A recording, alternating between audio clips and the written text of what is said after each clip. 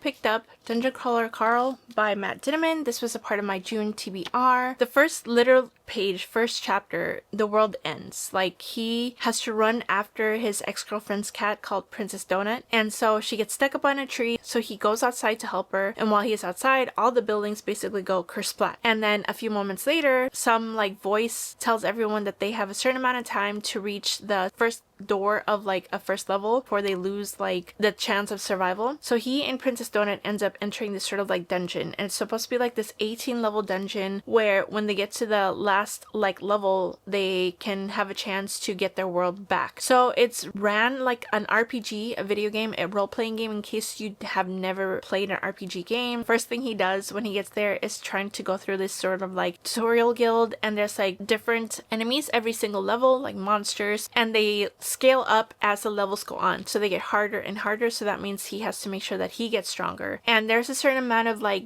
days that they have to go through the first level before the door that goes to the second level closes. And so he gets through this, and he also like definitely pairs up with Princess Donut because they each have sort of like a leveling system, and they also find out that there's sort of like a reality TV that kind of has people from all over the universe betting on who is going to win. The more like favor you get from the audience, the better loot you get, and you also have to pillage other loot. And so there's this big overlord who is in charge of this whole entire thing. I listened to the audiobook mainly because everyone said the audiobooks are so good, and they are. They're completely well acted out, well narrated out. There's like different noises whenever you come across like different monsters, and also the different actions that, you know, Carl and Princess Donut go through, and the people that they run across and the problems they have to overcome. I love it because of the fact that I love RPG so much, and it's a lit RPG genre in case you didn't know. But the biggest thing I'm kind of worried about for my own self is that I don't know if Carl and Princess Donut will have huge enough like character developments and stories for me to continue on with the series. I will definitely continue on right now because I really did enjoy the first book and I had a good time. I think I'm going to dedicate just listening to the audiobook. I had so much better time listening to the audiobook than reading it physically. It's like you're listening to a video game. It gets kind of like repetitive, and there's points where like they describe the loot boxes, they describe the monsters, whatever, just like RPGs. I understand that it's the RPG nature of it. It's different than being the person who's playing the character compared to watching or listening to a character like do the actions. And I don't know how much it will keep my attention. I love character development. I love emotional connection. I hope we have like a deeper dive into like the big overlord who's in charge of this whole entire thing. But I did end up giving this a 4 stars, and I am excited to pick up the second book.